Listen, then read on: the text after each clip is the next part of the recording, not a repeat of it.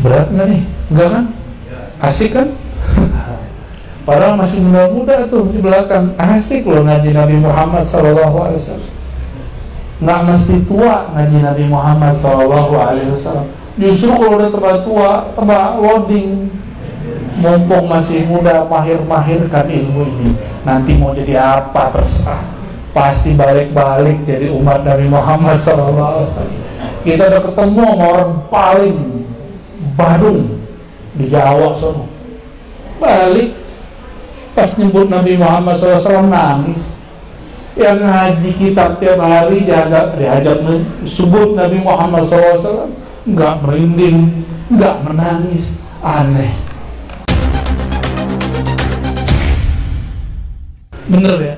Nyebut nama dia udah berkah. Gimana tubuhnya, gimana wajahnya, gimana sosoknya. Dahulu dia disebut Ahmad karena tubuh fisiknya belum diberi, tapi nama Muhammadnya sudah ada. Ahmad itu ruh. Sebelum ada Muhammad bin Abdullah namanya Nur. Namanya apa? Jadi Nur itu nama Nabi Muhammad SAW juga. Maka cobalah kita kemudian lihat dalam Al-Quran. Hampir semua lafaz menyebutkan Nur, cuma beberapa, kecuali mengarah kepada Sayyidina Muhammad SAW. Dan beliau juga berdoa, ya Allah jadikan aku Nur. Maka kita juga mengatakan Allahumma sholli ala Sayyidina Muhammad Nuril Anwar. Ya Allah sampaikan salam kami kepada Sayyidina Muhammad, Nur sumbernya semua cahaya. Allahumma sholli ala Sayyidina Muhammad. Oleh karena itu Sayyidi Syekh Abdul Hasan Asyazili dalam pengalaman ruhaninya, dia melihat Nabi Muhammad SAW itu seperti nur dan mengalir di alam semesta. Maka dulu kata Datuk Kelampaian Syekh Muhammad Arsyad Al-Banjari, dan diulang kembali oleh Abah Guru Sekumpulnya, ada fotonya di sini.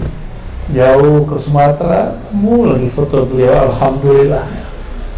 Saya masuk hutan Kalimantan, ketemu seseorang yang Masya Allah zuhud, ada foto beliau. Ajaib lah.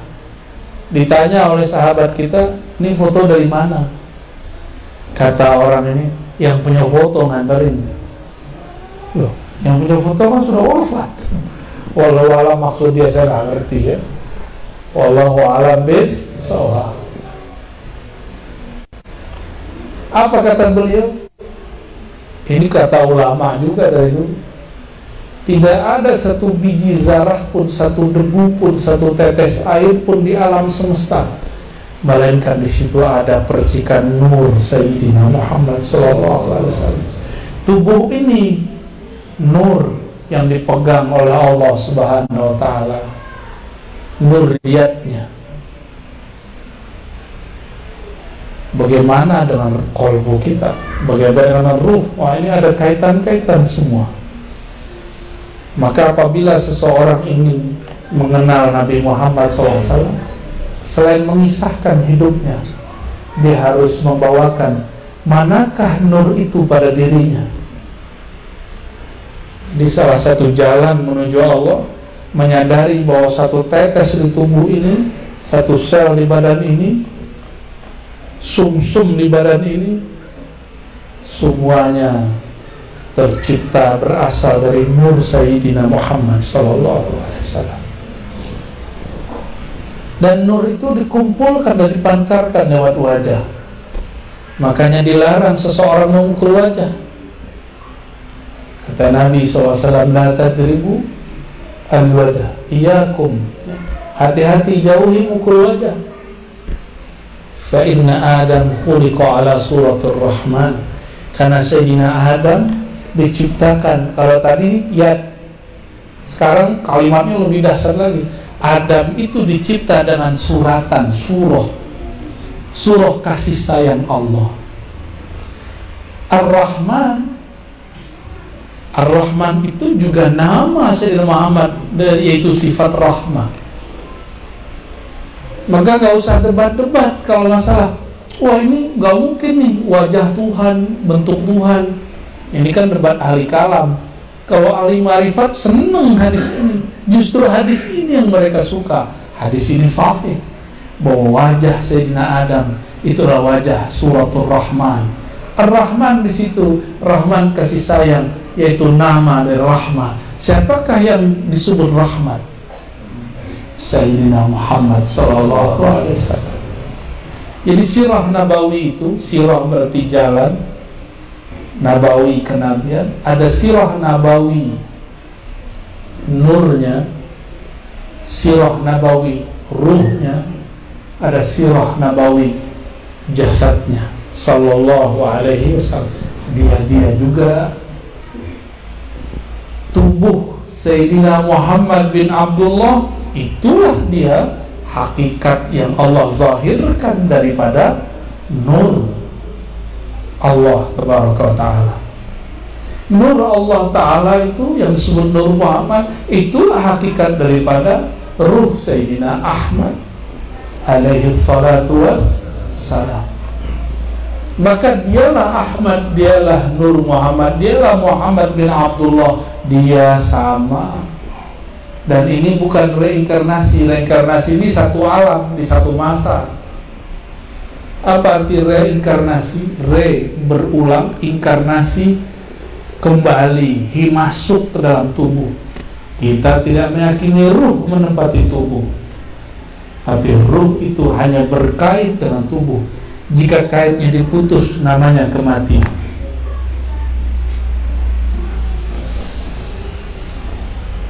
Berat nggak nih?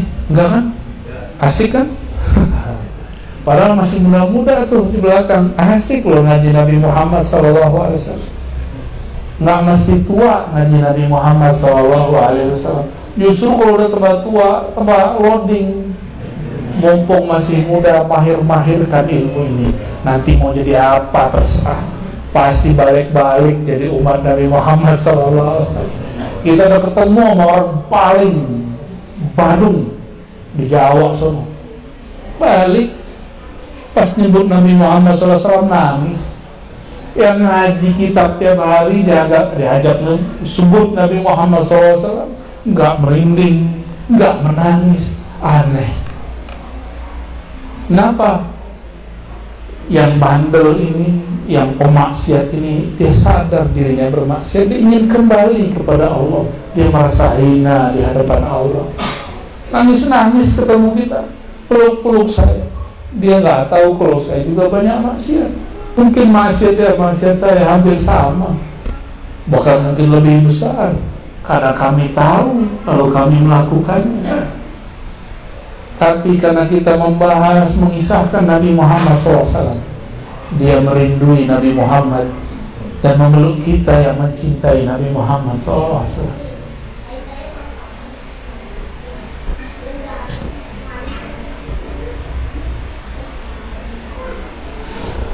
Jadi Nabi Muhammad bin Abdullah sama, dia juga yang disebut Nur Muhammad SAW. Maka mengisahkan bagian manapun juga sama, dia juga mengisahkan tentang jasad Nabi Muhammad pakai ilmu sirah, tarikh namanya, sejarah. Mengisahkan nur Nabi Muhammad SAW pakai ilmu hakikat. Mengisahkan ruh Ahmad pakai ilmu ma'rifat. Sama-sama, tapi kitabnya bisa sama, tapi cara bacanya beda. Sama-sama baca kitab Sintidurar Bazanji, apalagi Dardiri, macam-macam, Syaraful Anam. Tapi ketika orang mengerti sirah Nur Muhammad, mengerti sirah Ruh Ahmad, maka kisah-kisah jasad Nabi Muhammad bin Abdullah akan lebih menarik, akan lebih indah dan menyentuh. Saudara-saudariku, sahabat-sahabatku yang karena Allah, suatu kali Sayyidina Muhammad SAW berhijrahlah beliau dari Mekah melewati gunung-gunung, lembah-lembah. Ma marra bihajarin wala jabalin wala syajarin illa wa yusallimu alaih.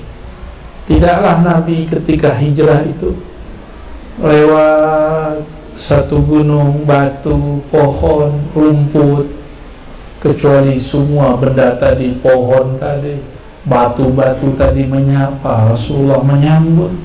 Yang dibacanya itu, yang dibaca adinda tadi itu, ya Nabi, salam alaika.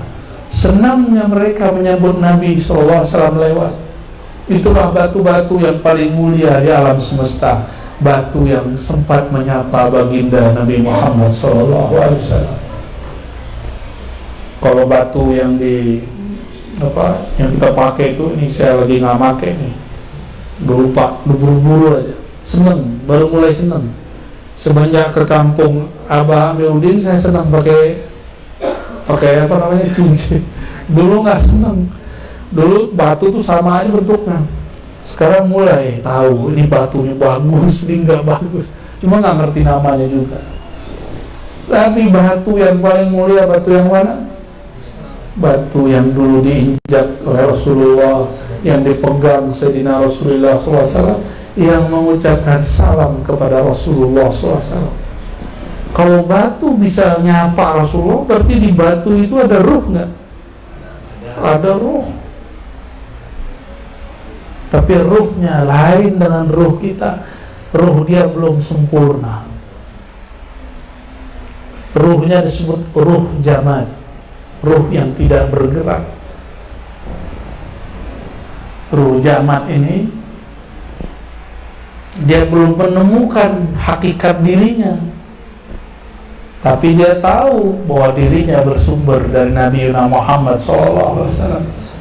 Maka dia sapalah Nabi Muhammad SAW. Batu keras atau lembut? Keras atau lunak? Beneran. Maka orang disebut kalau keras kepala, kayak batu ini.